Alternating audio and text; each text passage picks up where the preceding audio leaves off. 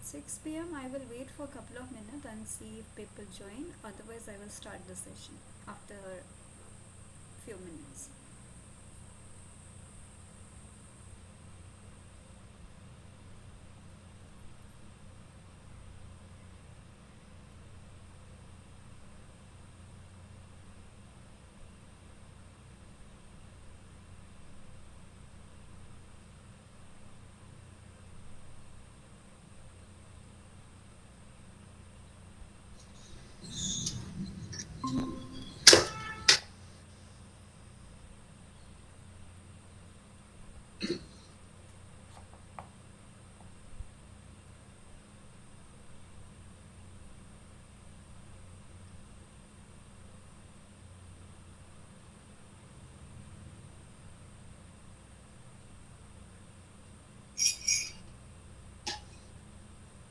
I will start the session after a few minutes. I'm waiting so that people can join.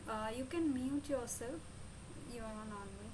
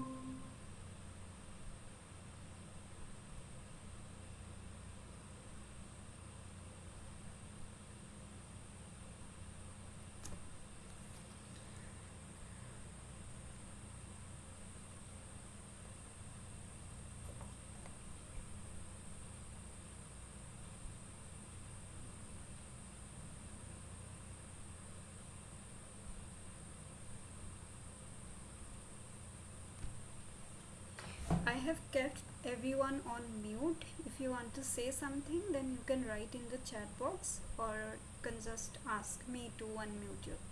Okay. So let's start the session. Good afternoon all. Welcome to the live session for the course Introduction to Semiconductor Devices. So this is our week 3. If you don't know me or you are joining this live session for the first time, then I am Ananya. I am a PhD student in the Department of Electrical Engineering, IIT Kanpur. My specialization is microelectronics and VLSI, and I will be your TA for the session. Okay. So I normally start the session with an overview of the topics that was discussed in this week, and then we'll move to the questions and answers. Okay.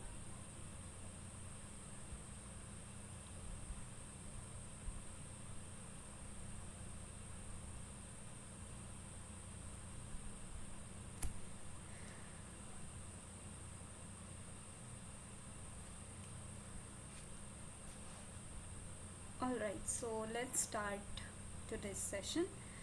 So in this week, what are the topics those we have learned? I hope that you have gone through the lecture videos for this week. I will anyway give you an overview. This is like a summary, so I will not go into the details of everything, just for your reference, and this will be useful while solving the questions. Okay. So first thing what we learned was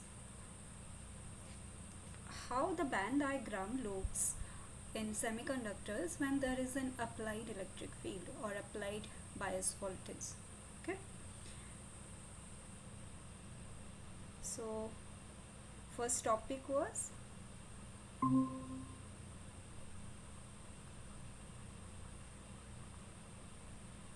semiconductor in electric field. So in last class we have learned that the current density due to applied electric field for semiconductor, we know the expression. What is the expression? If you recall, current density due to electric field or applied bias voltage is given by this expression. So the current due to electric field, we call it as drift current. So drift current density is equal to Q n mu n plus P mu P into electric field. N is the, what is N? This is the electron concentration. The unit is per centimeter cube. Mu n is mobility for electron and mu p is mobility for hole. We know what is mobility. Mobility is something like the ease of movement. Okay, if the electrons and holes can move very easily inside the semiconductor, then the mobility will be high. Also, the current will be high. So you can understand, like, if even just by looking at the expression or looking at the terms, you will know that if the mobility is high, if the electrons can move easily and holes can move easily, current should be high. Okay, also multiplied with electric field, if we are applying a higher bias voltage, then we will get more current. Okay, if we are applying a lower bias voltage, then we will get a low current. Okay, electric field is related, the expression for electric field is V by L. So V is the applied bias voltage, L is the length of the semiconductor. And here we are using this E, this cursive E, as a electric field because we often use capital E as energy bands like EC, EV, EF, EI. Okay, so this means electric field, and if you see like capital letter E, those are for electron energies. Okay, so we are using these notations so that there is no confusion. Now, how the bands in the semiconductor looks when we apply an electric field. Okay, so this is a piece of semiconductor. We are applying a bias voltage. Say this is V. This is the positive terminal, this is the negative terminal. How electrons and holes will move? Electrons will move towards the positive terminal. Okay, so this is how electrons will move, and this is how holes will move, right? Holes have a positive charge, so it will move towards the negative terminal, and electrons will move towards the positive terminal. And our electric field in this semiconductor, if this length is L, then electric field is equal to V by L. Now, how the energy band diagram will look? Energy band diagram will look like this. This is our EC, this is EV, and somewhere there will be this intrinsic Fermi level.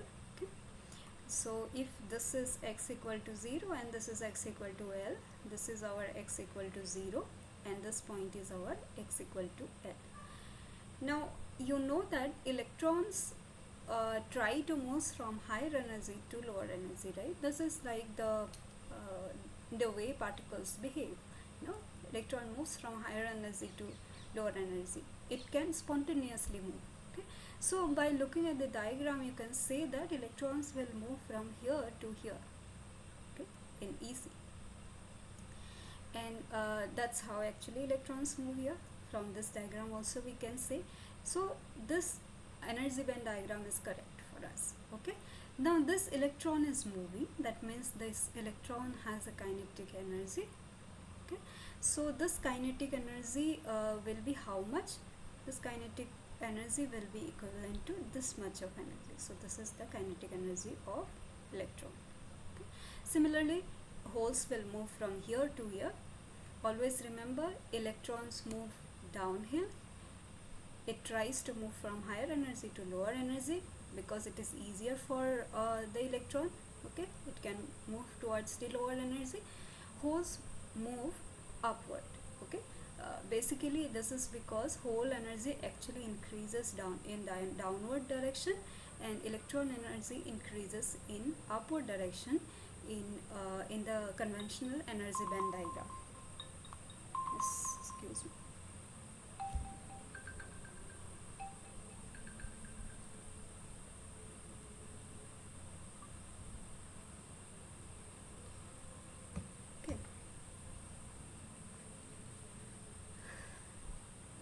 So this is how the band diagram looks when there is an applied electric field to the semiconductor. Without electric field, EC and EV, these bands are like straight. Okay, there is no bending of the bands. But when electric field is applied, the energy band changes.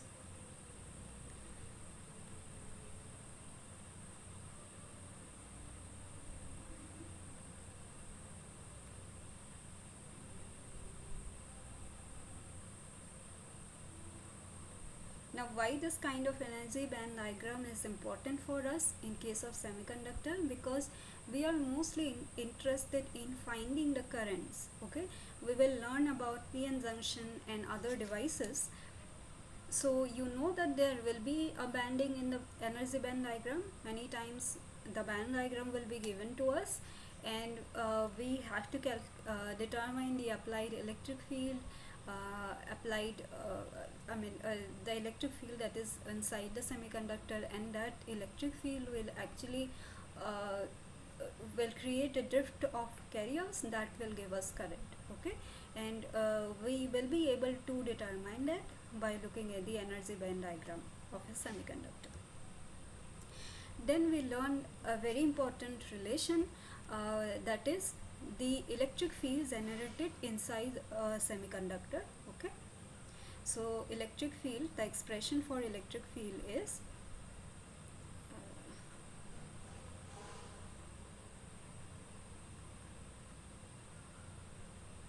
if band diagram is given to us, then the expression for electric field we can calculate by using this expression, 1 by q dEc by dx, or we can use, see, this EC and EV and EI, all of these are parallel because the distance between the gap between EC and EV is constant, and EI we normally take it as middle of the band gap.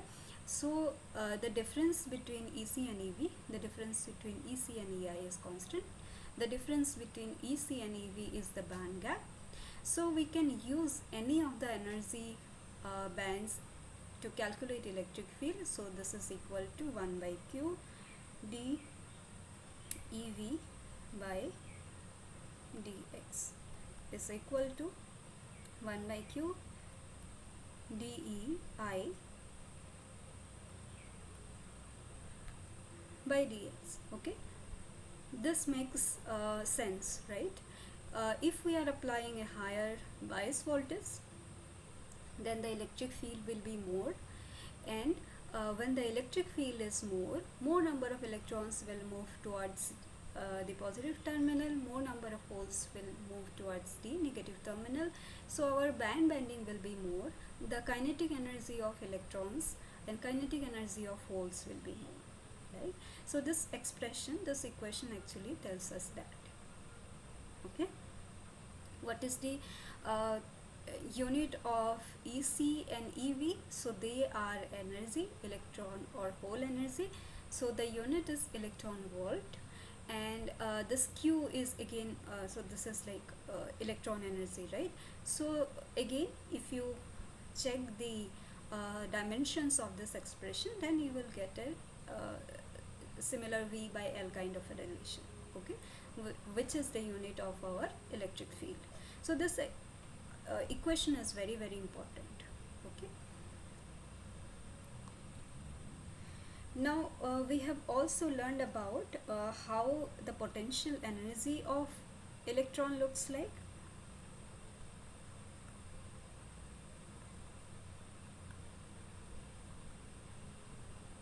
Potential energy. So we are mostly learning the things with respect to electrons, but things are similar for holes also. So potential energy of electron is equal to EC minus some E reference, and typically if the current is constant, it is if there is no current, then our Fermi level will be constant, then this reference energy is generally Fermi level. Okay,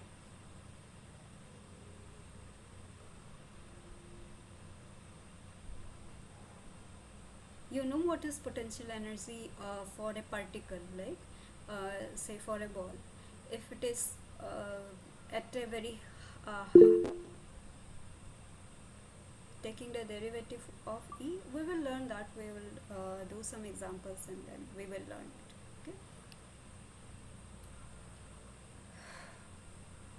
Okay, if say a particle is at some height, then the potential energy will be higher. If the particle is, say, some particle, I should not use particle, say some object is at ground, then the potential energy will be low, right? This is like if we are thinking about macroscopic world. If you are thinking about quantum world, we are thinking about electrons, then if the electron is close to the Fermi level, then its potential energy is low. If it is at a very high energy level, then it has a higher potential energy. Okay, something like that. So what we have also learned is that means the potential energy of electron, it follows the EC profile. Okay, the expression is EC minus E reference, right? Many times our energy values are not absolute. For example, we don't know what is the value of this energy level EF, say for silicon, but we know that the difference between EC and EV is 1.12 electron volt. So that difference is important. In that case, our reference is like EV. So this is our lowest energy level. Okay, so this reference can be typically EF most of the time, but not necessarily. We just take some energy reference. Okay. This is about diffusion of a drift of carriers. Okay, now what other way there can be like a current inside a semiconductor, that is due to diffusion. Okay, so the second topic was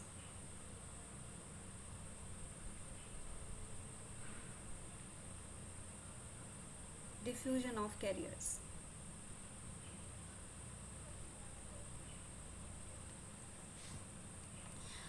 Why diffusion of carriers happen? This is due to concentration gradient. Okay.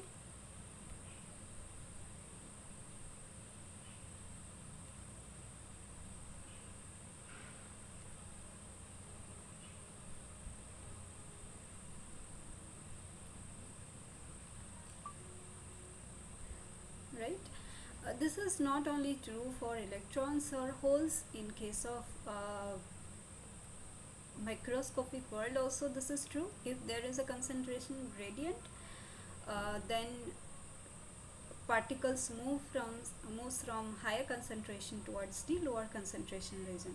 If you have learned about Fick's law earlier in school or plus 2 level, then this is the same law. Okay, particles move from higher concentration towards lower concentration region. Similarly, we have the same expression for carriers also in case of semiconductor. And because electrons and holes are charged particles, so when they move, it creates a current, and that is the diffusion current. So electron and holes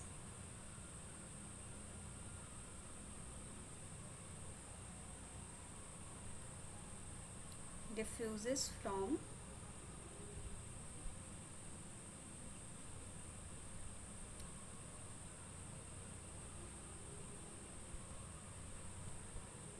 higher concentration regions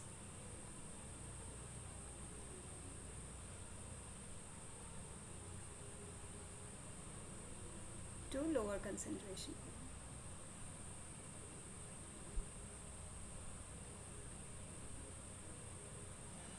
Okay, now if there is a higher concentration of electron in this side and lower concentration of electron in this side, then electrons will move like this. So this is the direction of electron flux. So by convention, electron current will be in the opposite direction. This we already know, right? So this is the direction of electron current. Similarly, if the whole flux is in this direction, whole current will be in the same direction. So this is our whole current. What is the diffusion current density? We have a current density expression similar to the drift current. So that will be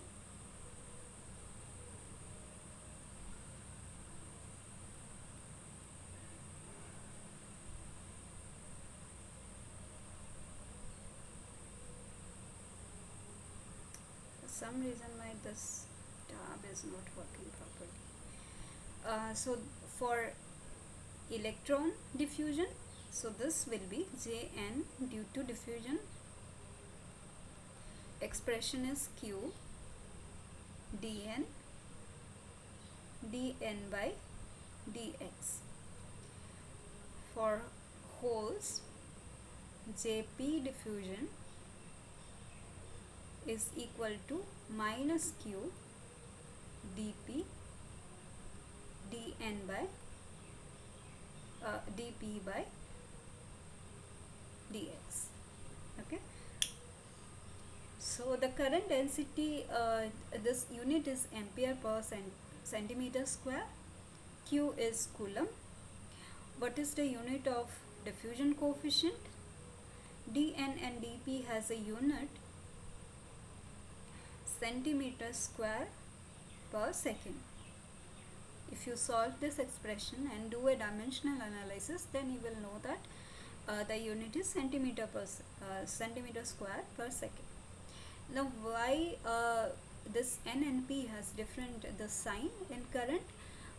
So actually there is a negative sign in case of like Jn or Jp, because electrons move from higher concentration, or electrons and holes move from higher concentration to lower concentration. If you have studied about Fick's law, you will also know that there is a negative sign.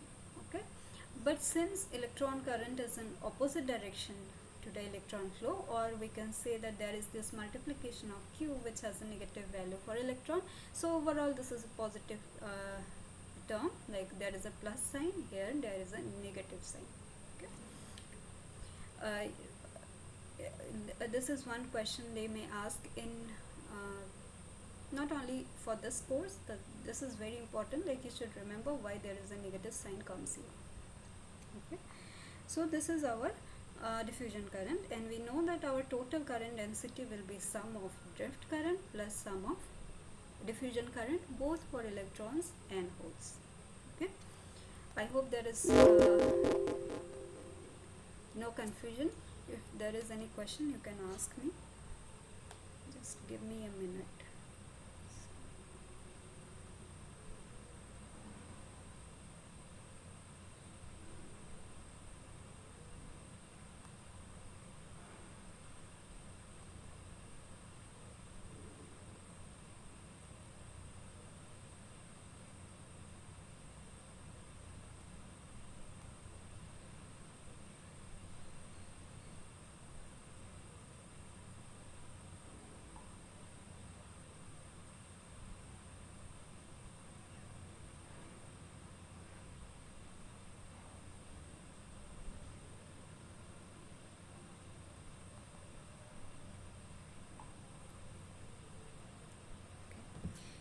If there is no doubt, then let's go to the next topic.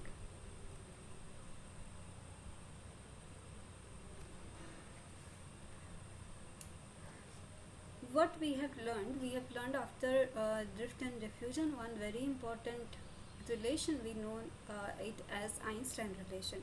Okay, now you may have already studied about Einstein relation earlier. So this is dn by mu(n) is equal to kt by q, but you should remember how this expression comes. Okay, how we derive this expression. Basically, we know that in equilibrium,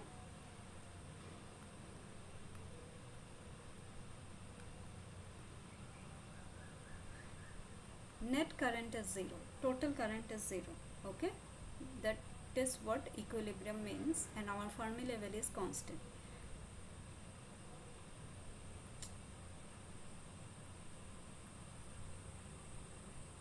We already know the total current expression. If we take that as equal to 0, then we can derive the Einstein relation.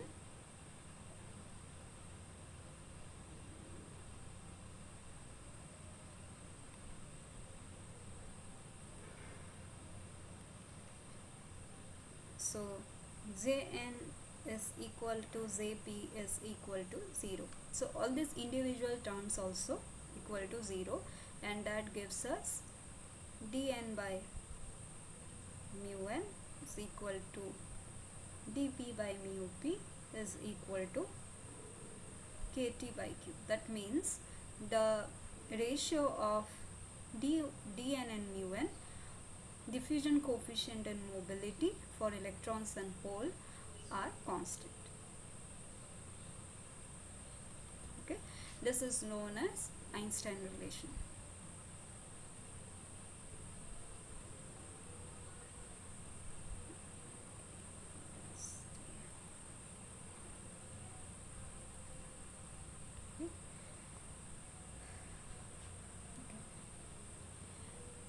Next, what we learned, we have studied that diffusion current arises due to concentration gradient.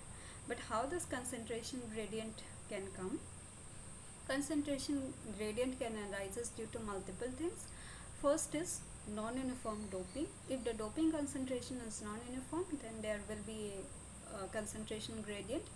If there is by say some source, by some external means, there is some extra electrons or some extra holes in one part of the semiconductor, for example say due to optical absorption, then also there can be a concentration gradient. Okay, so first we will discuss about non-uniform doping.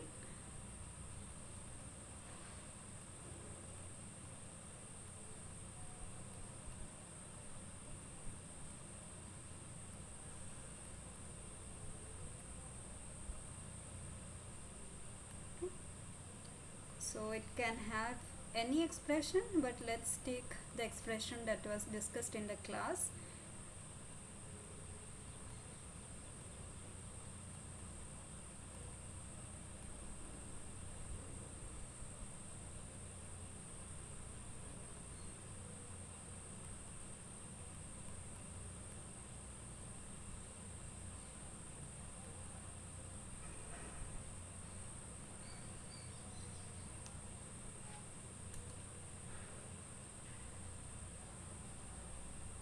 So this is our semiconductor, and this is the n-type semiconductor,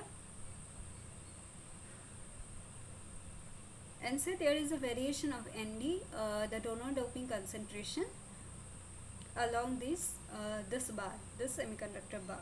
Okay, so if there is a concentration difference in the concentration, say I'm just taking it as an example, my EF is constant because we are considering in equilibrium, and say our concentration of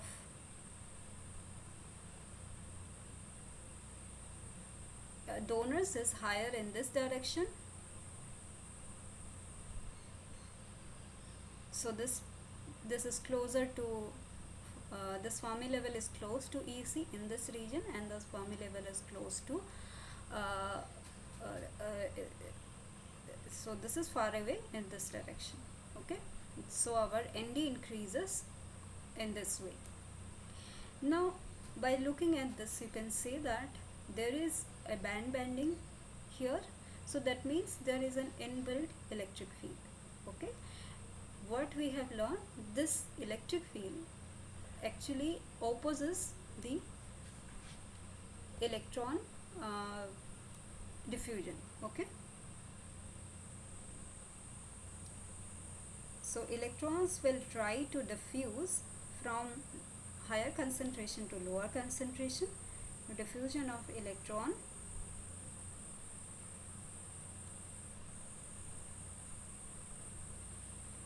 leads to some fixed charge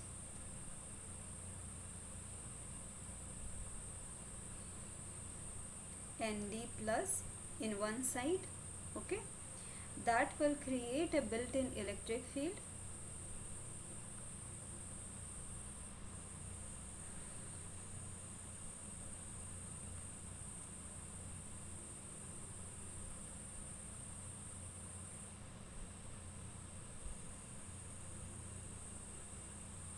See, here if the concentration of electron is higher in this direction, so electron will try to move in this direction, right?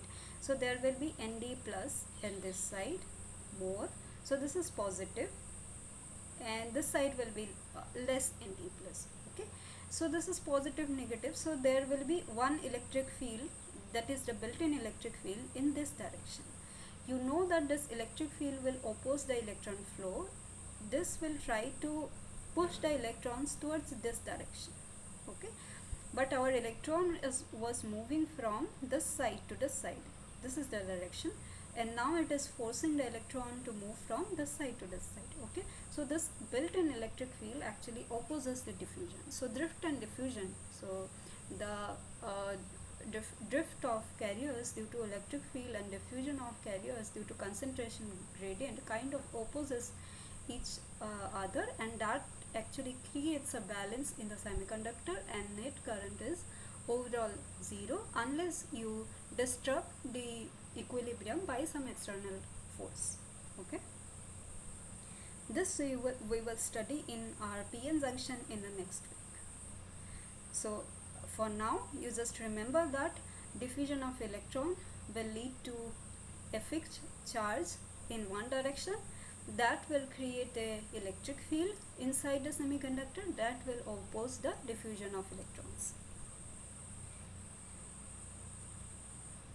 So this electric field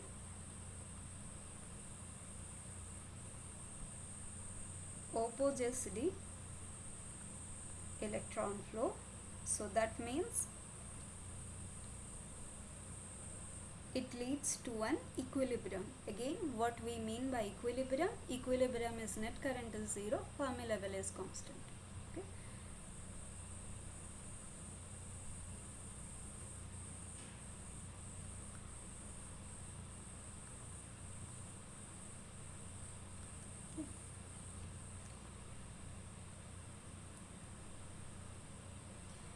Now here you can see our EI is not constant.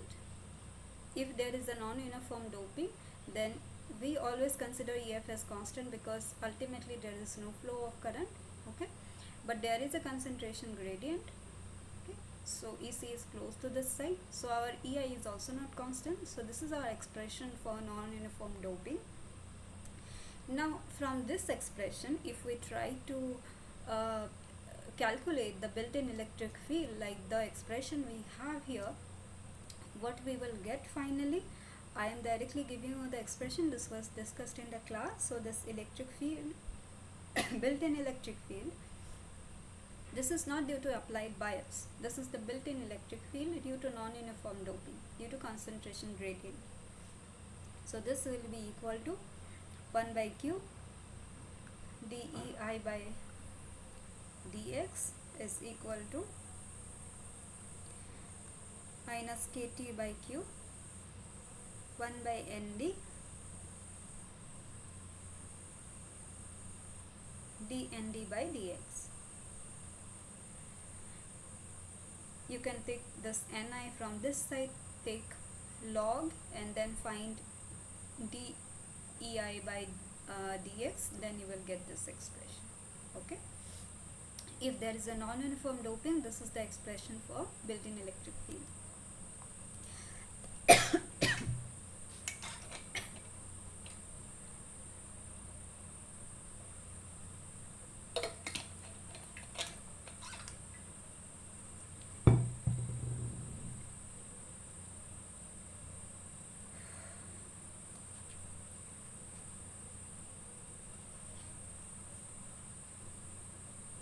Now till now, in the last class, last 2 weeks, we were discussing about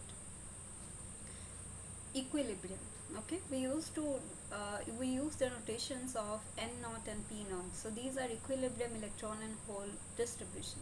Okay, now we will use N and P there may be non-equilibrium, there may be some current is flowing. Current is flowing means there is no equilibrium. Okay, there is some electric field, there is some diffusion, that is why the current is actually flowing, right?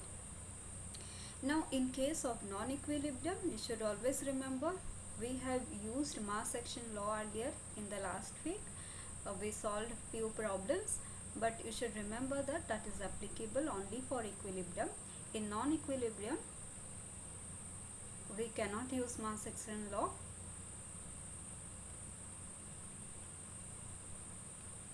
So the multiplication of n and p is not equal to ni square. Okay, if there is non-equilibrium.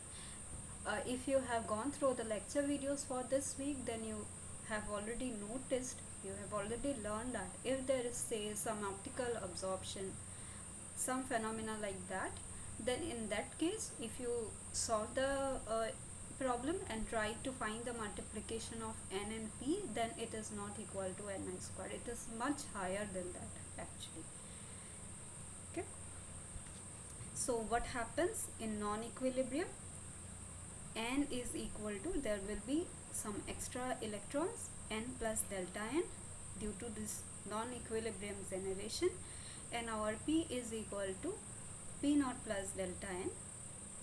Okay, say this electrons and holes are generated due to some optical absorption, and these are extra electrons and extra holes on top of this equilibrium electron and hole concentration.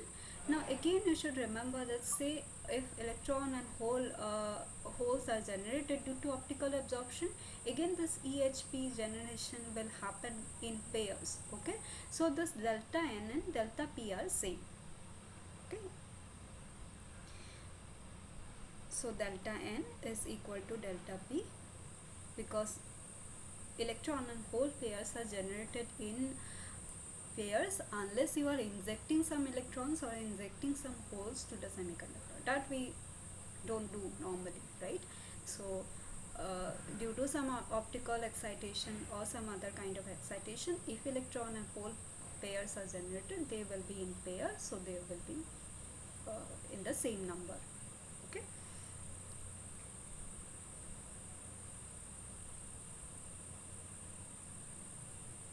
now there was one example that was discussed in the class. Say if our n naught is equal to 10 to the power 15, then our p naught will be equal to 10 to the power 5 roughly. Okay, if we consider ni as 10 to the power 10. Okay, for n naught and p naught calculation, we can use mass action law. Okay, for p naught we will use ni square by n naught, so we get this 10 to the power 5 number.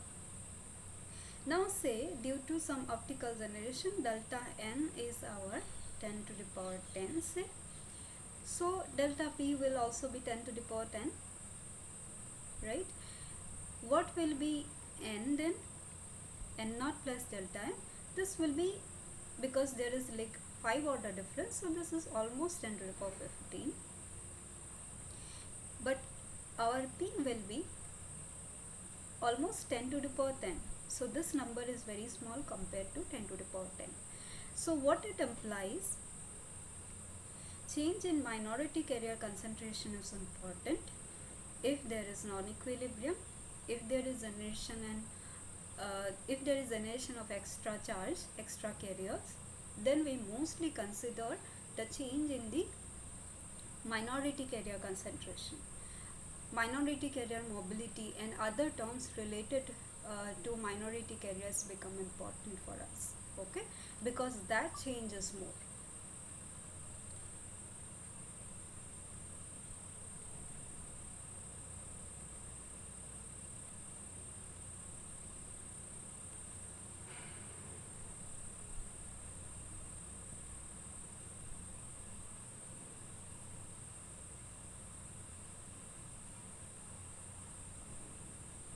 I'm very sorry, this tab is very slow. So what it means, minority carriers dominates non-equilibrium dynamics. So I'm just giving you this line so that you can always remember.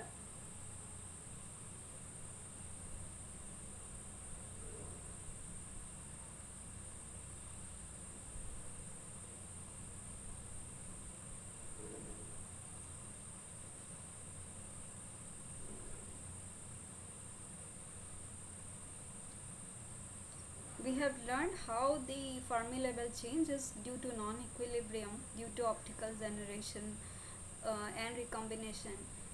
So if you remember, then you remember that the change in the Fermi level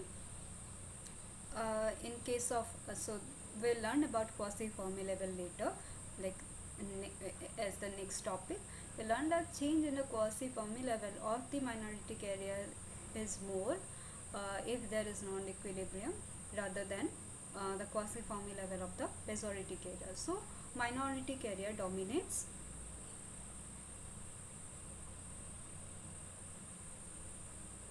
non-equilibrium dynamics.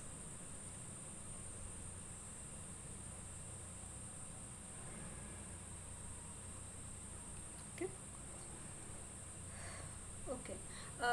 When we are discussing about non-equilibrium, few terms you should remember: Zn and Zn and Zp. So what are this? These are excess electron and hole generation rate. Okay. So the unit will be centimeter cube per second. Okay. Then another term is tau n and tau p. So these are minority carriers lifetime. So tau n is if the minority carrier is electron, and tau p is if the minority carrier is hole. So this is the minority carrier lifetime. So what minority carrier lifetime means, this is the time between the recombination. See, this electron and hole pairs are generated, but there will be some electron and hole pair they will recombine at the same time. Okay, so the time between its the electron hole pair generation happens and the recombination happens, that is known as the lifetime of the carrier. Okay, so these terms we will use for our calculations.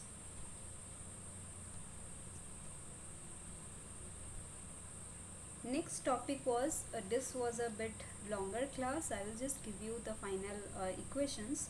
So we learned about minority carrier diffusion equation.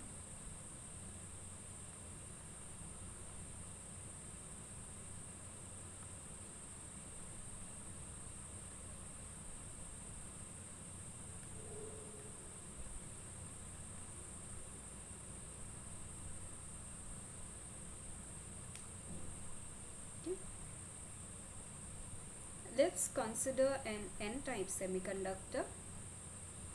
So the majority carriers are electrons, and say this is x equal to 0.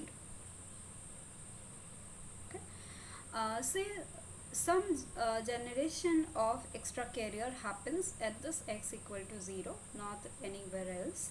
Then what is the expression? So delta p at x equal to 0, say this happens only at a particular time, say at time t equal to 0, and then the generation process stops. After this the recombination process will start. So then this will be delta Pn. So let's write delta P naught. So this is at time t equal to 0, this is at x equal to 0, and say 0 elsewhere. Okay, extra electron and hole pair is generated only at x equal to 0, only at t equal to 0 time. Okay. Okay, now we know that there are some extra holes. We are not considering about electrons. Okay, there anyway the number of electrons is much higher compared to number of holes. Okay, we are mostly considering the holes here. So there are some extra holes in this region at x equal to 0. The hole concentration elsewhere is much less.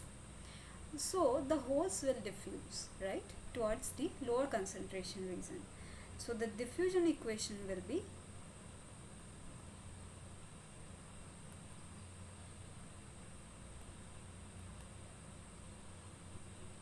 delta P by delta T is equal to dP delta 2 delta P by del x square. Okay, so this is the diffusion equation. It has a first derivative term with respect to time, it has a second derivative time with respect to space. Okay, this is again true for all kinds of diffusion of this type. Again, this comes from Fick's law, like we have this expression, right? Diffusion of carriers happen due to concentration gradient, and here we have this concentration gradient term and this diffusion coefficient term.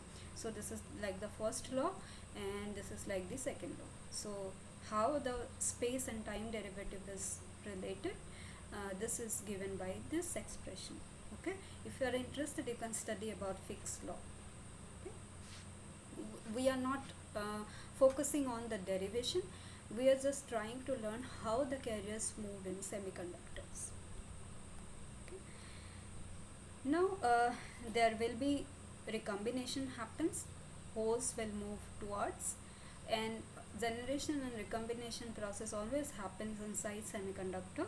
Okay, so if we solve this expression, we will get not solve this expression, so due to the recombination we'll have this expression delta P by delta T is equal to minus delta P by tau P.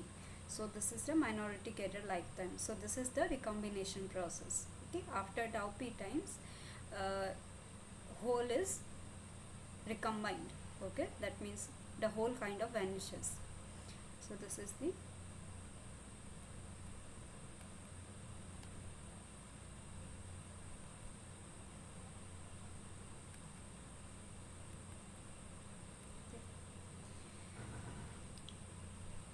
now this type of expression, so there is this first derivative term, so this can be solved. Okay, we have solved earlier in our maths courses in class 2 how to solve differential equations.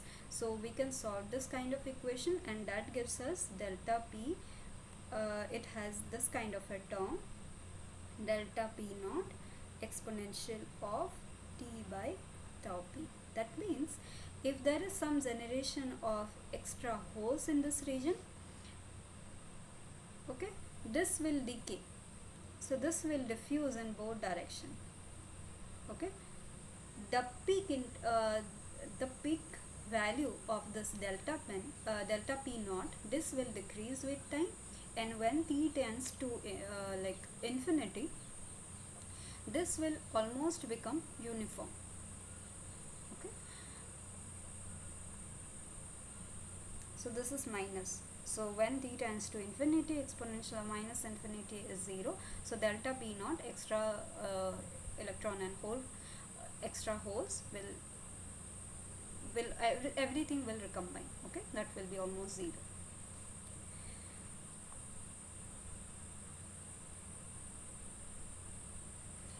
Now there will be many cases like how these minority carriers are generated, at what point, at what time. So here we consider that the minority carriers are generated only at x equal to 0, only at t equal to 0 time. Okay, but it can happen like instead of x equal to 0, there can be uniform generation of minority carriers. Okay, and instead of t equal to 0, it may be continuously some generation is happening. Okay, so you should remember few terms. So first is uniform generation. That means everywhere the extra electron hole pair is generated. Okay, that means this kind of diffusion will not happen. Everywhere there is extra electrons and holes.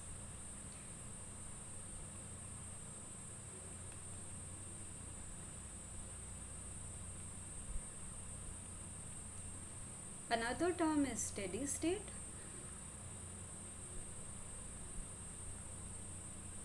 What it means? There is no time variance. Okay, del p by del t is equal to 0. This is not changing with respect to time, right?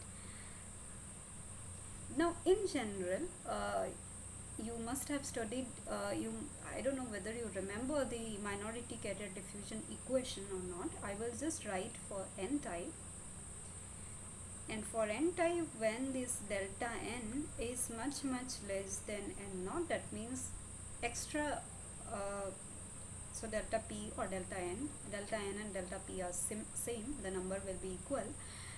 So what it means, there is low level injection. That means the extra generated electrons and holes are much lower compared to the initial majority carrier concentration.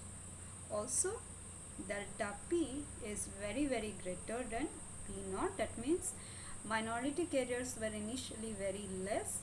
Extra generated minority carriers are much more compared to the minority carrier, equilibrium minority carrier concentration. That means this delta p term is dominating for us. Okay, then in that case, what will be the minority carrier diffusion equation? It will be delta. We are writing this delta term because it has a time dependence as well as space dependence. Okay, delta p by delta t. So this has a time dependent component, this has a space dependent component. Okay, is equal to dp. Again, if there is extra electron and hole pair at one point, if there is a concentration gradient, there will be diffusion, right? So this is d2 delta p xt by dx2 minus delta p xt by tau p. Why this is minus? Because this is the recombination process, right? Extra holes are also getting recombined, so number is getting less. Okay, so that is why this negative term is coming, plus zp. So this is the generation rate. If there is extra electron and hole pair are generating, then this will be like a positive term. This is our equation for n type. Similarly, we have another equation for p type. Okay, now we can have like multiple different scenarios. For example, we discussed about this scenario. Okay, this is like generation is happening only at a particular time, only at a particular space. What happens if there is uniform generation? So this equation is general. Okay, this is for everything. If there is uniform generation, how we can solve the minority carrier diffusion equation that was discussed in the class? I'm just giving you the final answer. So uniform generation means if this is x, so delta n is same everywhere. Okay, and if it is steady state,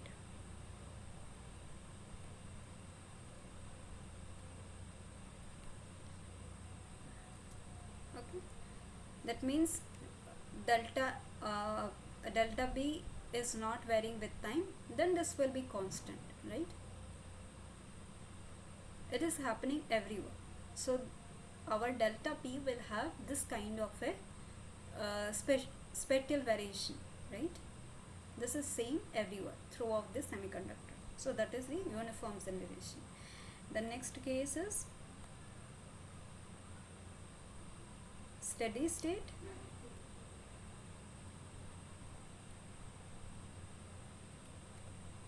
And that is for long sample. So if there is this block of semiconductors, the generation is only happening at this end. Okay, so how the excess carriers will vary? So there will be some peak at this position, say this is x equal to 0, x equal to 0, and they will decay exponentially. So this is delta p at x equal to 0, and the length will they can move, they can diffuse, that is known as LP, diffusion length. And we know the expression for the LP, as we have learned, is square root dp by tau p. Okay. So our delta p have this kind of expression, delta p x naught, because excess carriers are generated at this point, so highest at x naught, it is multiplied with this exponential decay minus x by LP. So you can write x equal to 0, so this term is 1, that means delta p x is delta p x 0, right? For this kind of a long sample, delta p has this kind of profile. For uniform generation, it has this kind of a profile. Okay, but the general equation is this. You will have the general equation, you will consider whether this is steady state. Steady state means this portion will be 0, and then you will solve this differential equation and you will find this delta p expression. Okay, that is the general procedure, how to find excess carriers in case of say generation and recombination. Okay. Next case was transient.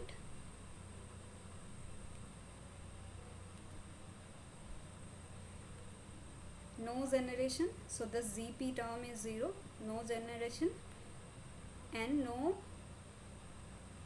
spectral variation.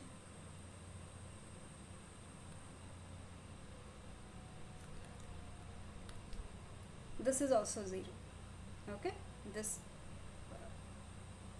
space dependent term is 0.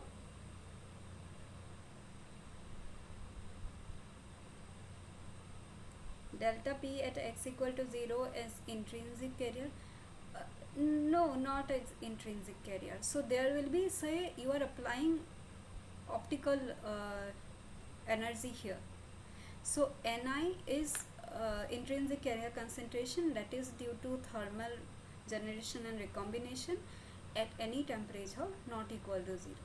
But if you are applying some external force, not thermal energy, if you are applying some external force, for example light, optical generation, then there will be excess carriers at that point in that area of the semiconductor where you are applying. There will be some excess carriers in that case.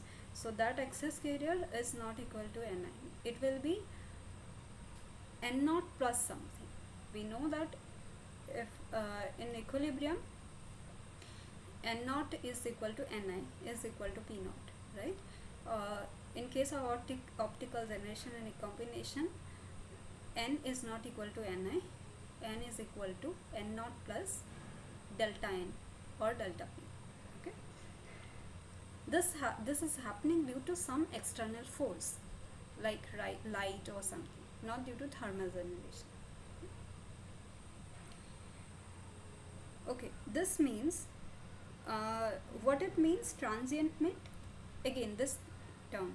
So this generation is happening, and then at t equal to 0 the light is off, the external stimulus is off. So this is like a pulse kind of a thing. So what will happen in that case, this is our x-axis. So there is this steady state long sample. In this case we have a variation in the x direction inside the sample. In this case will not have x variation, we will have this kind of a graph. With respect to time, our delta p is decreasing because initially there was some delta p, but the external stimulus is off. Now this extra p's are recombining. Okay, this extra holes and electrons, they cannot sustain for very long time. After tau p or tau n, they will recombine, and again the equilibrium condition will come back. Okay, So delta P will decrease again exponentially. If you solve this again equation, you will find the delta P expression for this condition, transient condition, that will be delta P naught. This is at time t equal to 0 and exponential minus t by tau P. Okay. So these are the three conditions we have studied in the class. Uniform generation, steady state, that means delta B by delta T is 0. Transient, no spatial variation, that means this is 0. Okay. In all of this case, for one case we have constant delta B. Here exponential decay of delta P with respect to space. Here exponential decay of delta P with respect to time. Okay. If you are given a question, then you should check what are the conditions given: transient, steady state, uniform generation. These things you have to look for. Okay, and then solve this expression. Where is my question?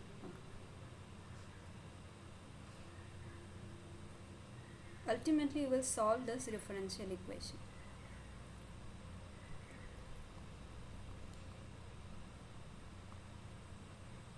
I hope these are okay. Next, we how much time we have?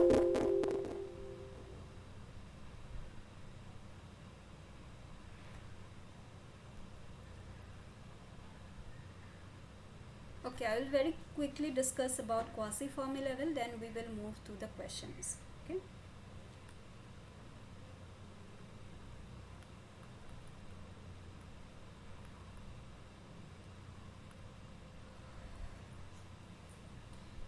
So QFL. Quasi-Fermi levels are different for electrons and holes. So EFN, EFP. Okay. Quasi-Fermi levels are defined only when there is non-equilibrium. That means some current is flowing. Okay. Our Fermi level is not constant. Remember, when Fermi level is constant, there is no current. In that case, our N expression will be Ni exponential. Instead of Fermi level, we will use EFN minus EI by KT, and P will use Ni exponential EI minus EFP, quasi-Fermi level for holes, by KT. Okay. As of now, we are just replacing EF by EFN or EFP. Okay. And we are defining it for non-equilibrium condition. So in case of equilibrium,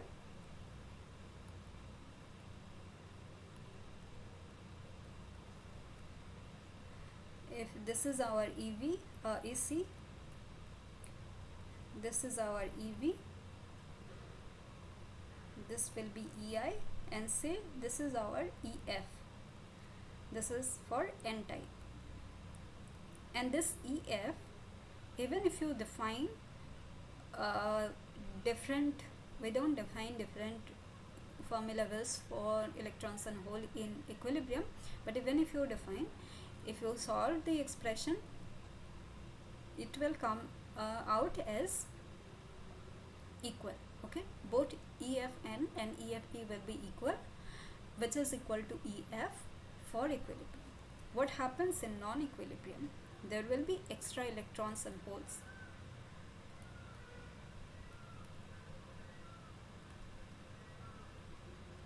Okay.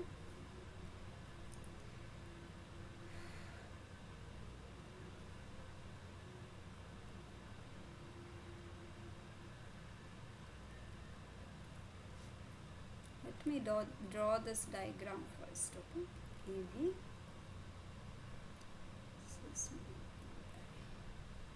Okay.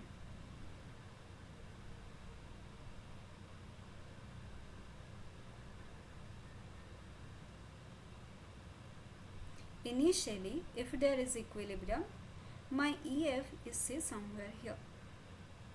Okay, we are considering this as n-type semiconductor, and our delta P or delta N is much less than N naught. That means low level injection. This extra carriers are much less compared to the our initial donor concentration and initial electron concentration. You remember this example that I have shown. Okay, similar kind of. So for electrons, the Fermi level will not vary much. It will be same as the initial Fermi level. Okay, because the change in electron concentration is insignificant. Our N is almost equal to N naught. Okay, but say we are considering but there will be, for minority carriers, the whole concentration, the minority carrier concentration will change significantly. What Fermi level indicates? Fermi level indicates like average energy levels for electrons and average energy levels for holes. If there is more number of electrons, we know that the Fermi level is close to EC. If there is more number of holes, Fermi level will be close to EV. Now, in compared to the initial condition, we have more numbers of holes. Okay, so our whole Fermi level will move somewhere below, closer to EV. Okay, how much below? That will depend on this delta N delta P value. We'll have to solve this expression. Okay, for P naught we will write P naught plus delta P, and we can solve this expression. But what I want to say is that it will move closer to EV. Okay, so this will be our EFP. Why our EFN is almost equal to EF, initial Fermi level, equilibrium Fermi level? Because even though there is extra electrons and hole pair are generated, there are some extra electrons, but the number is very less. So the change in Fermi level is not much. But for minority carriers, the change in Fermi level is significant. Okay? So you should always remember the change in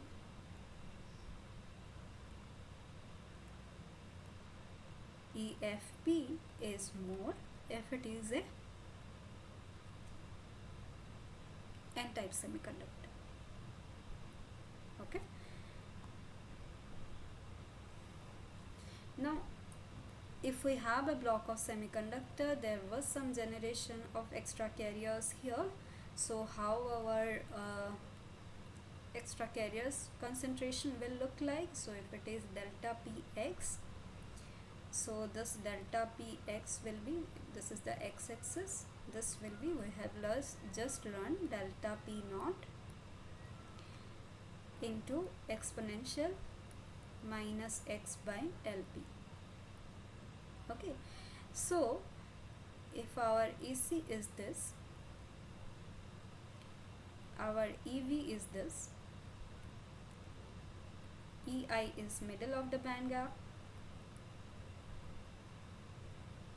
Remember, this is not an intrinsic semiconductor. I am considering an n-type semiconductor, but EI I am drawing it for reference. Okay, so our EF will be somewhere here if this is the n-type semiconductor, and EFP will be also here. This will not change much.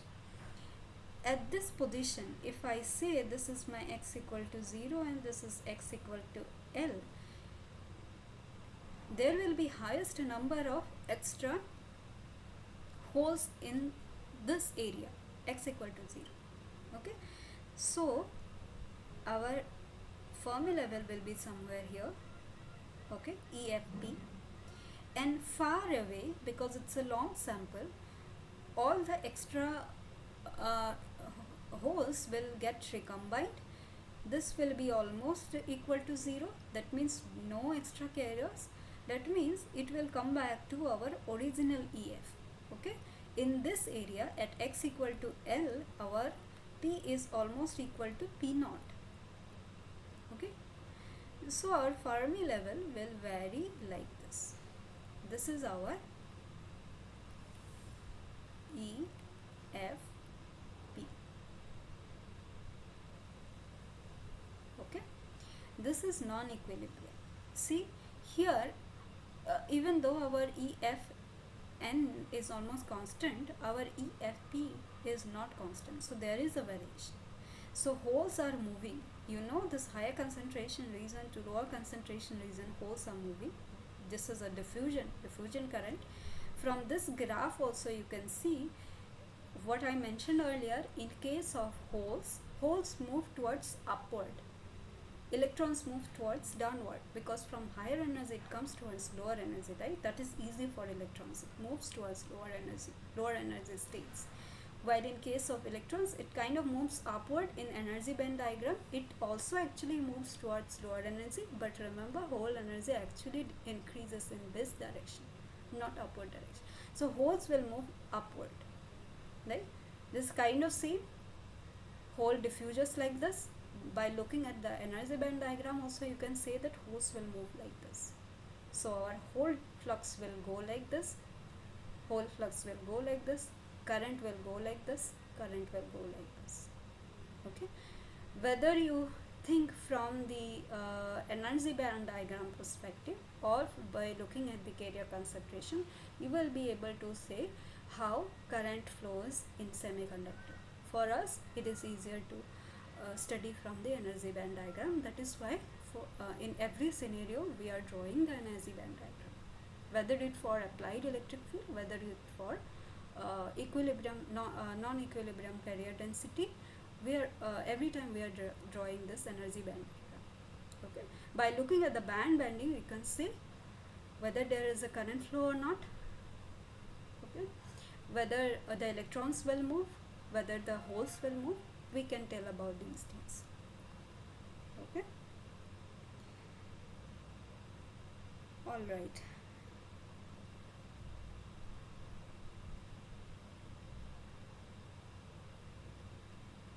Okay, these were the topics roughly. If you have any question, you can just quickly ask, or I will go to the next questions.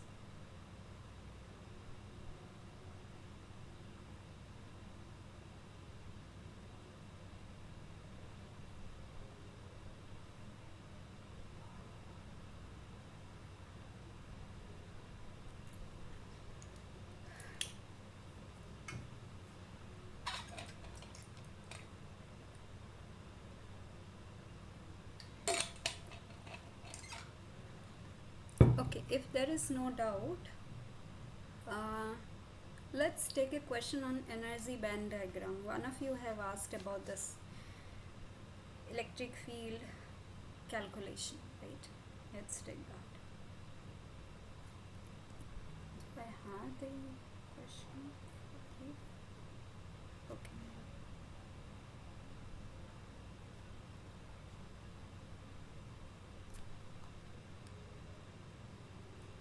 So let's take this question.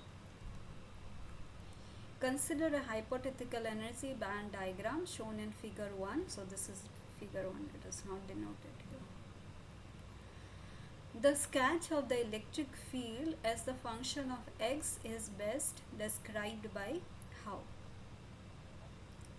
What is, so there are few options here. So this is option A, what this is option B, option C, option D.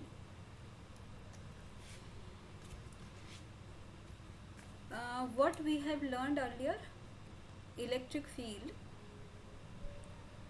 is equal to 1 by q dEc by dx. That means if there is a band bending in the band diagram, this implies electric field, right? If our bands are constant, if our this EC and EV, these are constant, then there is no electric field. It means there should be some variation, right? So that means, let me consider this as three regions, so 1, 2 and 3.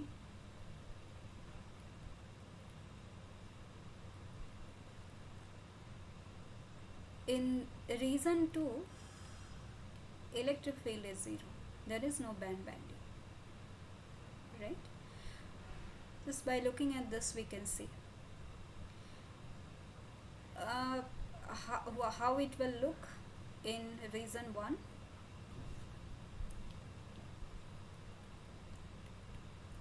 Our electric field is 1 by q, so let's say just write proportional to dEc by dx. Let's consider this is my x equal to 0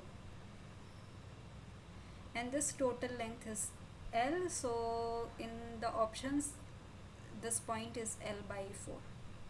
Okay, this is 3L by 4.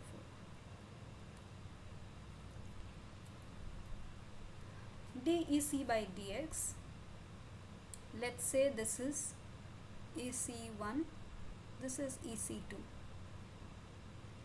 Numbers are not given in the options, so we are just drawing qualitatively, not quantitatively. Okay, so this is EC2. So EC is EC1 at x equal to 0.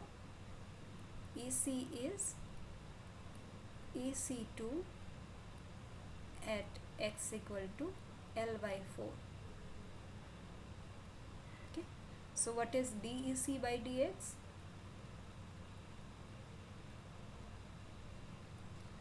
Say I am taking this difference, EC1 minus EC2, 0 minus L by 4, right? Now by looking at the graph you can say that EC1 is greater than EC2, right? That means you don't need to like the way I'm solving, you can solve it very easily, but I'm just showing you the steps. That means our dEc by dx, so here this is negative, this term is positive, so this term is negative. This is basically slope, right? So this is the downward slope, that should have a negative term. If our dEc by dx is negative, q is 1 by q is just a constant, then in this area our electric field will be negative and it will be a constant value, right? dEc is some term, dEc1, dEc2 is some value, L by 4 is some value, so it's a constant. Again, the slope of this graph, remember what it means. The electric field means the slope of the graph. Okay, dEc by dx. You can see from the graph this is constant, it's a linearly decreasing graph, so it has some slope which is constant. That means our electric field is constant. It is a downward graph. Okay, that means our slope is negative, right? You know the equation of a line, right? Y equal to mx plus c kind of a line. So this is a downward line, so slope is negative. That means our electric field is negative. Okay,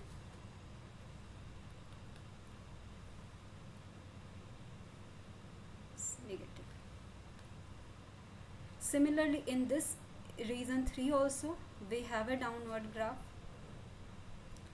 This is a straight line, so it has a constant slope. That means our electric field is again negative. I don't know the exact value, but by looking at the options, I can see only one option with negative electric field value, so this is positive even though it is constant. Here see, there are like two slopes like this. The slope is not constant here. When you will get a linear slope if it is a parabolic kind of graph, okay, but our graph is linear, so our derivation is constant. So our final answer is this.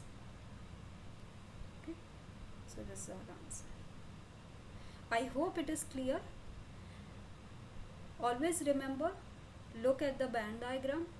If there is no band bending, EC, EV, all these are constant. That means in that region there is no electric field. Okay, because our DEC by dx will be 0. There is no variation of DEC, right? If there is a variation, if it is linear, then there will be a constant slope that will give us the electric field. If it is a downward slope, then our electric field is negative. If it is upward slope, then our electric field is positive. Okay, I hope it is clear. Whoever has asked how to find electric field expression.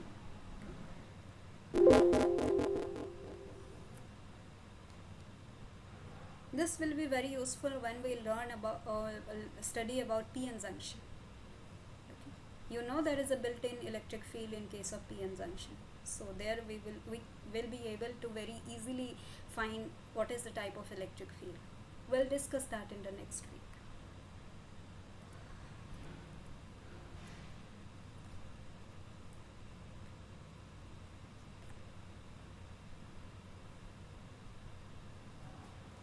Let's take another question.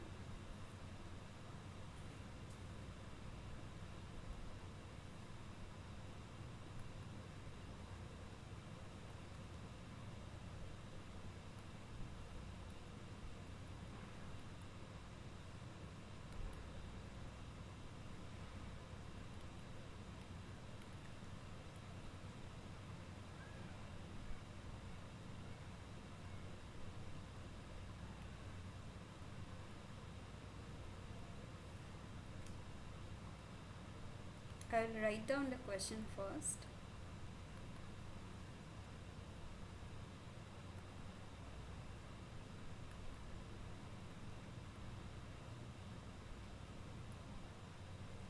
Diffusion constant.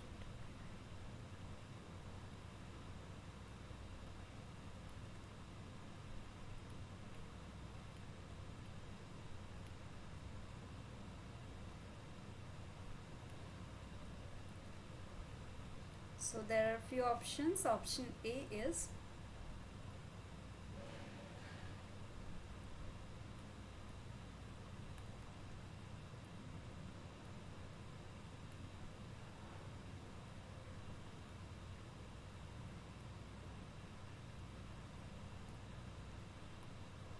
B,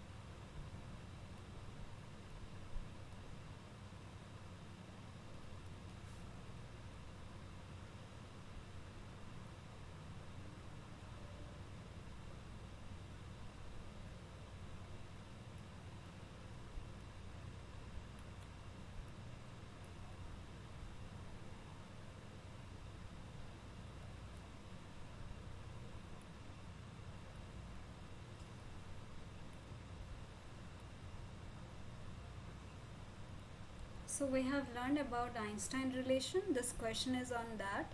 According to the Einstein relation, for any semiconductor, the ratio of diffusion constant, that means dN or dP,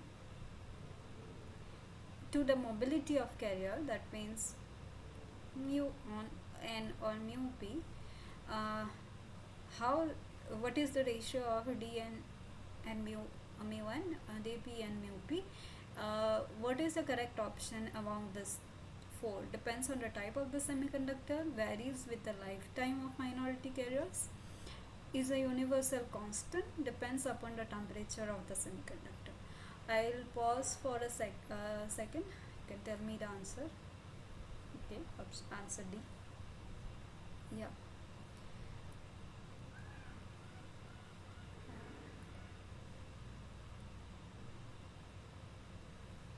So the correct answer is D. We know that in Einstein relation d by mu is kt by q.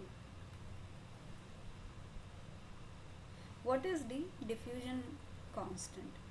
So if the value of d is more, then then say electrons and holes can diffuse very quickly.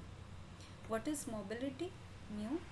This is the ease of movement of electrons and holes when an electric field is applied, right? Somehow it is saying how fast the electrons and holes are moving, whether it is due to diffusion, whether it is due to drift. Now we have learned that why this terms actually comes, because even if you are applying say some bias, there will be some internal forces inside a semiconductor. Because of the lattice, there are other atoms also, they will oppose the electrons or hole movement, and how much they oppose, mu actually captures that. Okay, I mean the effective mass actually captures that. Mu and effective mass is related, right? Similarly, diffusion process will also like either fast or slow depending on how much it is getting opposed, right? Somehow it is related to temperature. Okay, everything in semiconductor is related to temperature, because see, if say at very high temperature, you know, the thermal energy of electrons and holes will be more, so it might cause it the mobility bit higher. But again, if the temperature is very high, the atoms in the lattice will also vibrate, so they will also oppose more, say, because they are vibrating. Electron is trying to move, there is like a vibrating atom.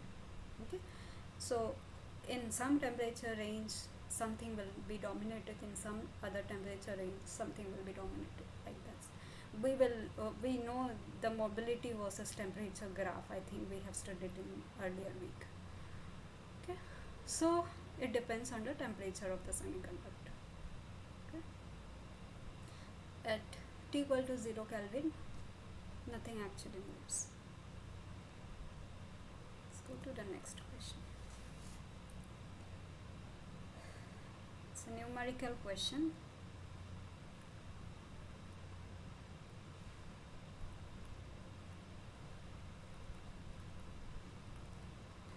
If the mobility of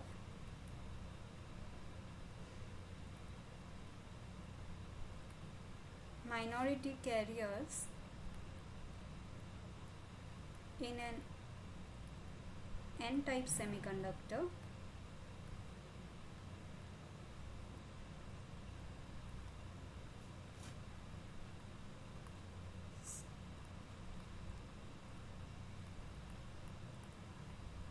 so what is the minority semiconductor in n-type semiconductor? These are holes, right?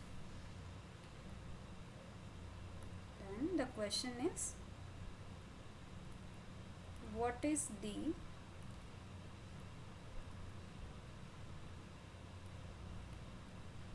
diffusion length, I mean how much the minority carriers will diffuse before getting recombined. What is the diffusion length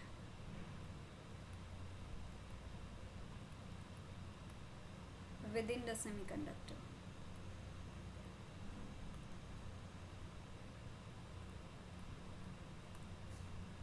Okay, assume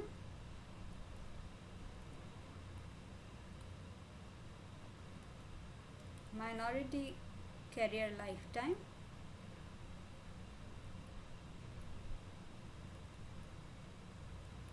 is 10 microsecond.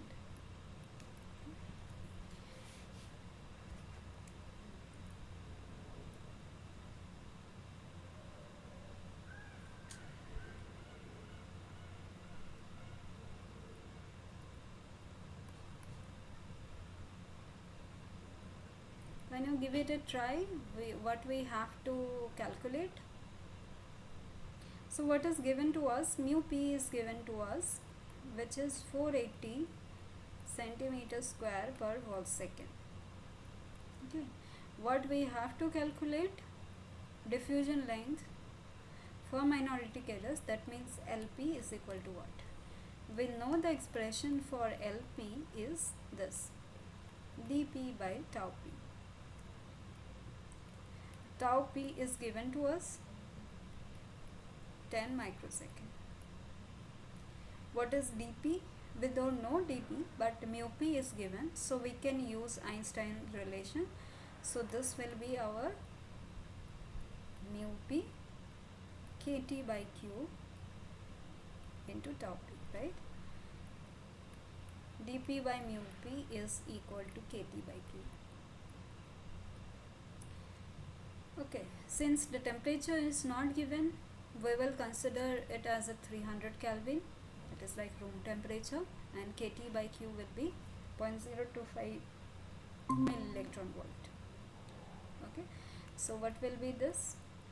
480 into 0.025 into 10 into 10 to the power minus 6. Okay, so what will be the value?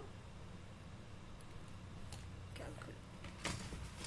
This answer we will get in centimeter. Okay, might need to convert it to some other unit because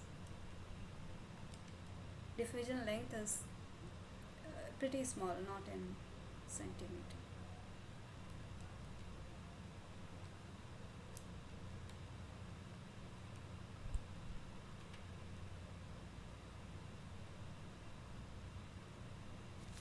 So this is approximately, okay, 0.0109 centimeter. So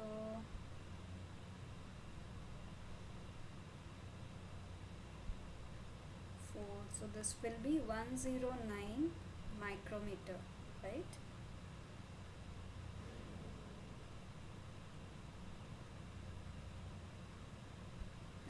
It should be 109 micrometer. You can check the conversion.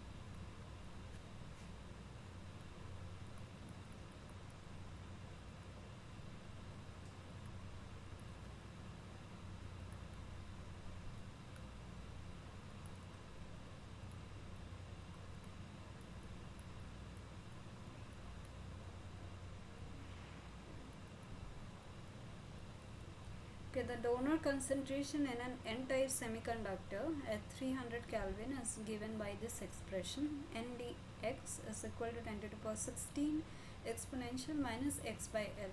So there is a space dependence term, right? So there is non-uniform doping. So there will be a diffusion of carriers. Okay, and we know that when the diffusion of carriers happen, there will be a built-in voltage, built-in electric field. So here L is equal to 2 into 10 to the power minus 2 centimeter.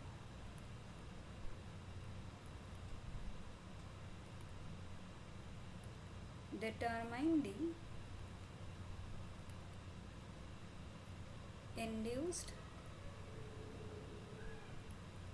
electric field. So in volt per centimeter at a particular x equal to 1 into 10 to the power minus 4 centimeter. Okay, you have to calculate this. There are few options given. A is equal to 4.13, option B is 1.29, option C is 2.45, option D is 3. So how you will solve this? Give it a try. I will pause for a minute or so. You can tell me the answer, or at least how we will solve the question. If not, I will tell you the answer after some time.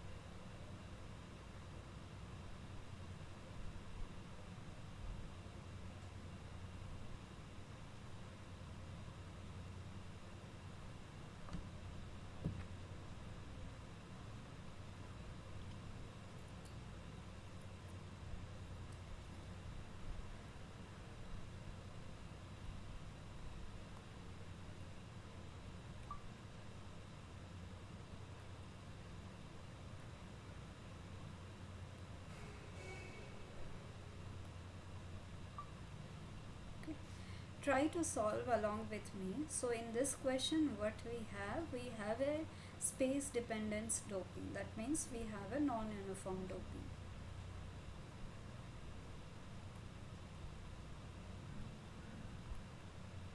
Okay. So what we have learned, if there is non-uniform doping, there will be variation of EC or EV or EI. Okay, so how we can write our expression ndx as ni exponential. Normally what we write EF minus EI, right? But our EI can be, there is a variation of EI, okay, or AC or EV. We will modify our equation accordingly. So this is our expression. There is like a exponential decay kind of relation, so there will be diffusion, and we know that when electrons diffuses, there will be Nd plus ions in one side. Okay, so that will create an built-in electric field. Now let's rearrange this equation like this: EF minus EI is equal to kT ln of Nd by Ni. Okay, this Nd is space dependence, EI is also space dependence. For electric field, we know the expression as 1 by q dEc by dx, or 1 by q dEi by dx, or 1 by q dEv by dx. So let's first determine dEi by dx. That will be, we can take differentiation. Okay, our EF is constant. Nowhere it is written that there is a current flowing, because this built-in electric field will oppose the diffusion, so net current will be 0. So the if we take differentiation, this term will be 0 with respect to x if we differentiate. Okay, then what will be this? This will be minus kT is constant, differentiation of ln of x is 1 by x, so that will be Ni by Nd, and then again we will differentiate this, so Ni is constant, so 1 by Ni will come out, dNd by dx. Simple differentiation. Okay, so this will get cancelled, so this will be minus kT by Nd dNd by dx. Okay, our electric field is 1 by q dEI by dx, that means minus kt by q 1 by nd dnd by dx. Now for our question, what it will be?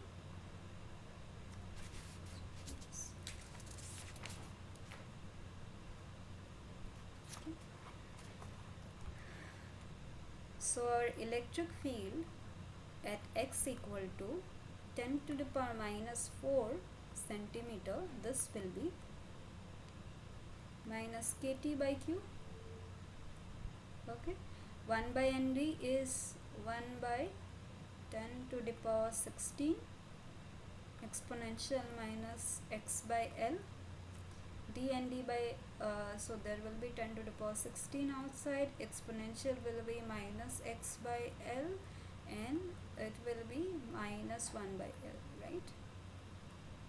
Okay, differentiation of this term. So this minus minus plus, this will get cancelled, 10 to the power 16 exponential, this will get cancelled. So our final answer will be kt by q 0.0259 into 1 by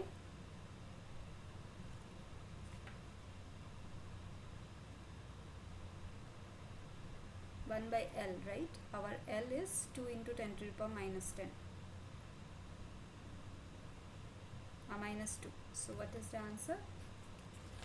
I hope that I am not making any calculation mistakes. If I am making any calculation mistake, then please let me know. 259.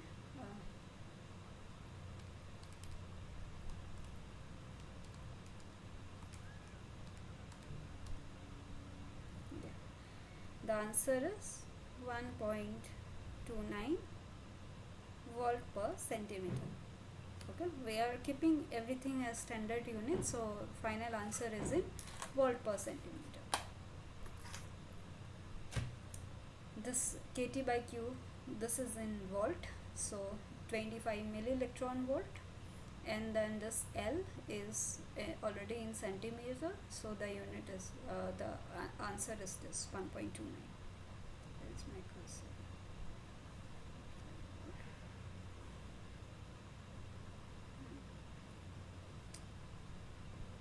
So this is my answer. So the correct answer is this.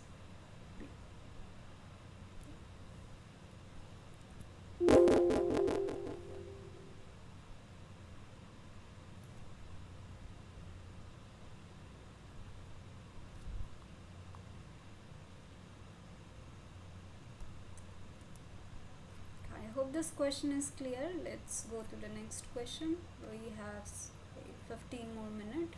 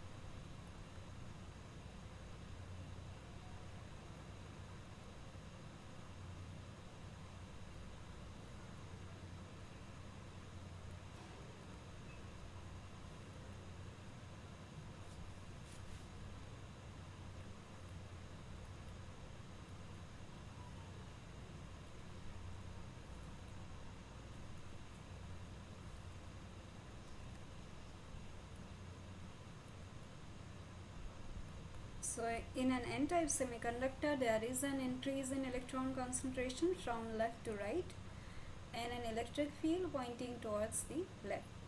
Okay. If we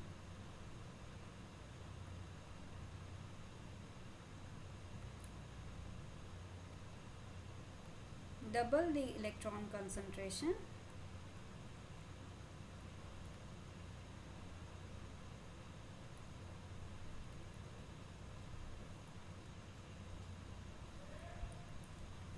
everywhere. Okay,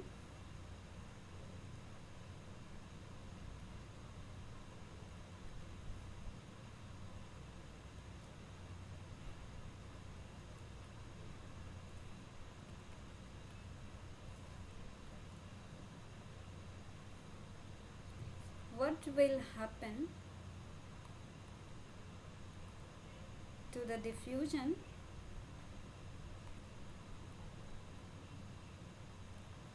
and drift current?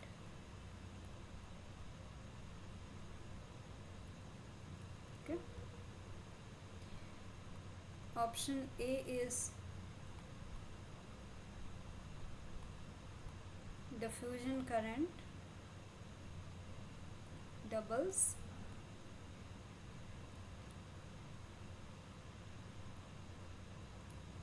and drift no change.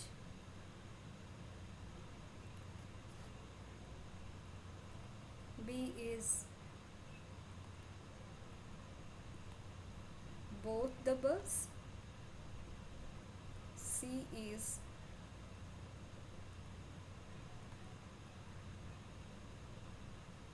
drift current doubles.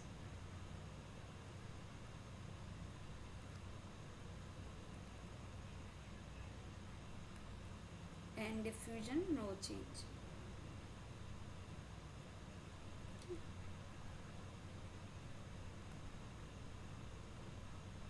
So what will be the answer?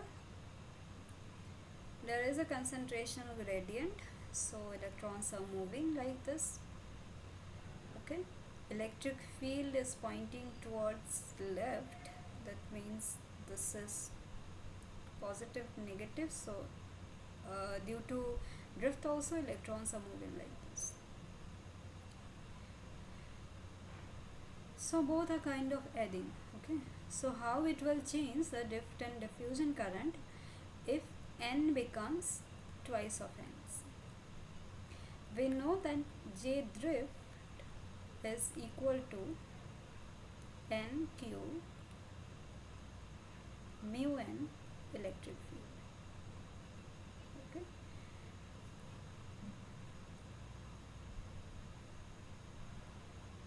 we are only considering that the electron concentration as being doubled. We are not considering what is happening with the other parameters.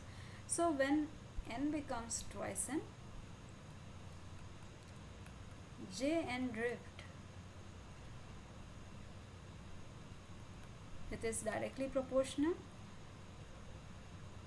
that also becomes twice of J n drift, right?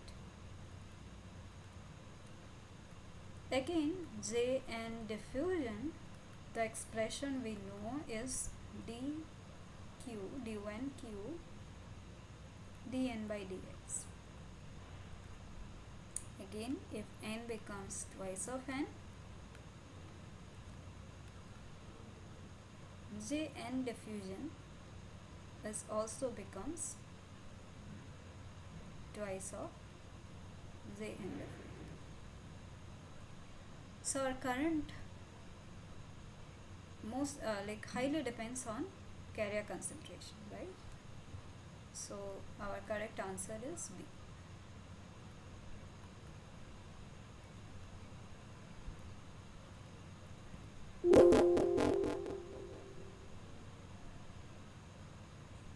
If you remember the equations, then you can solve these kind of questions very easily.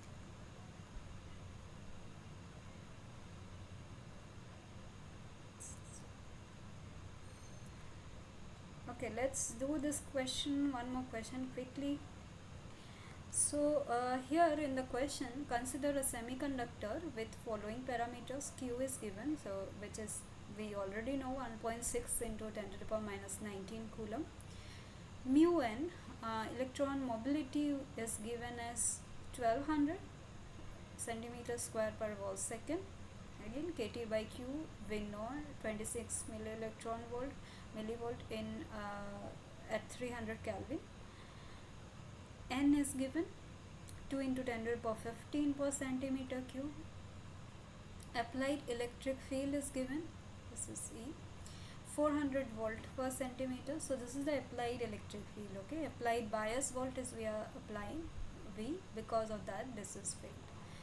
And dN by dx is given 2 into 10 to the power 20 per centimeter cube. Almost everything is given. Let's see what are the things we need for this. Calculate drift current density. First we'll try that. So first we will calculate J drift. Okay, here N is 2 into 10 to the power 15. We can calculate P also. Ni is not given, but we can take Ni as 10 to the power 10, but P will be very less. So we are ignoring the holes. We are only considering drift of electron and the current due to electron. Okay, so our equation will be NQ. Please solve this question along with me, so these numerical questions will be helpful. Mu n electric field. Okay, so this what is the value of N? 2 into 10 to the power 15. Q is 1.6 into 10 to the power minus 19. Mu n is 1200. Everything is in standard units, so I will not check the dimensions. So this is 400. So what will be it?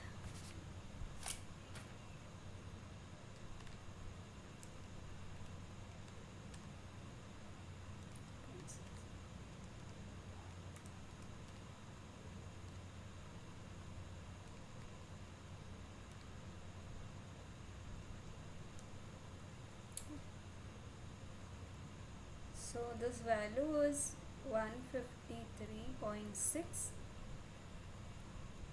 ampere per centimeter square.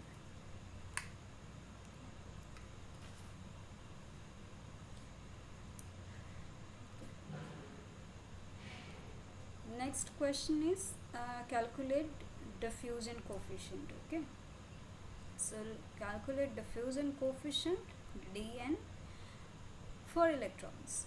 Okay, again we will use the Einstein relation, that is mu n kT by q.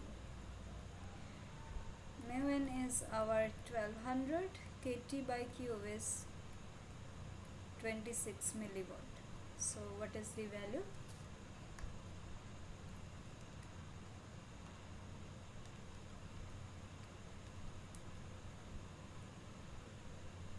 (31.2). What is the unit? Centimeter square per second. Always write the unit. Without unit, numericals are not correct. Okay. This is the third question. So these two are done. Calculate the diffusion current density. Okay. Del n by del x is given. Holes are not given. That means that is not significant, so we'll only consider Jn diffusion. So I'll write J diffusion as Q dN by dx. So this is 1.6 into 10 to the power minus 19, 31.2.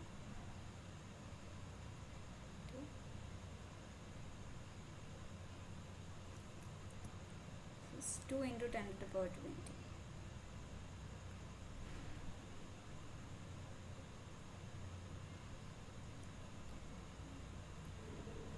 Okay.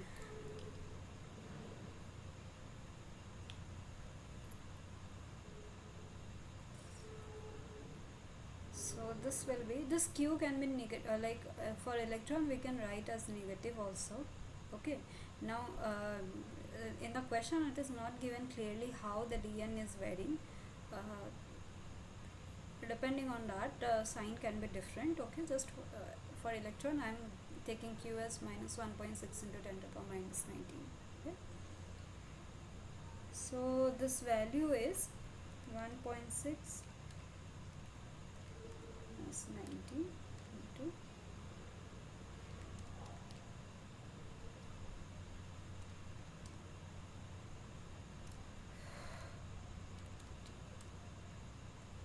okay, so this is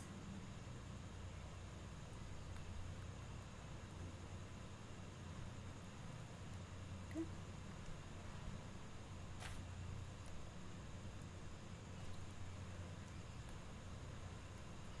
Calculate total current density. So total current density will be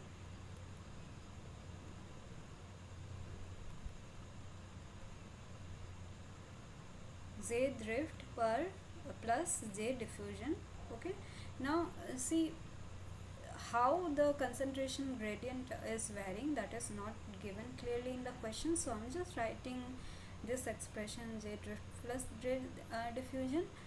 Depending on that this sign of the drift and diffusion can be different. For example, in earlier question we have seen that both of these are like in the same direction, so that I will add like positively. If these two are opposing, then they will add differently, right? They will basically cancel one another. So this is where I am leaving, because in the question it is not given clearly. In your questions it will be given, otherwise even if you solve like this is totally correct. Okay, so this is how we can calculate drift and diffusion current.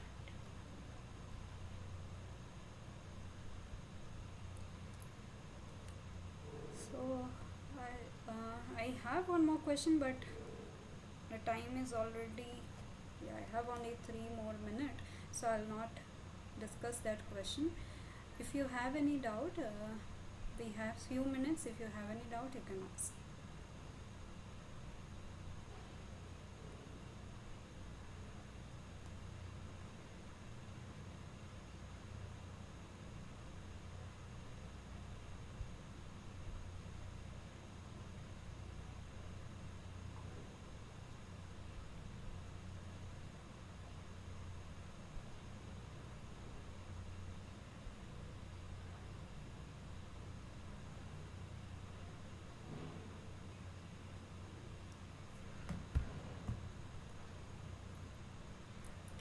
There is no question.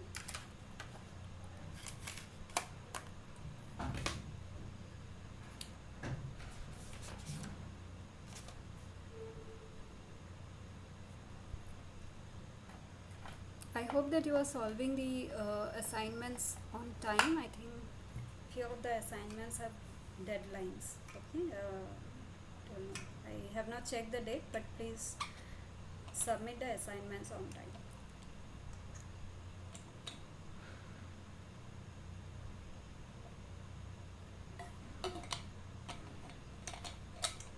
Okay, so if there is no question, I will stop sharing. And where is this?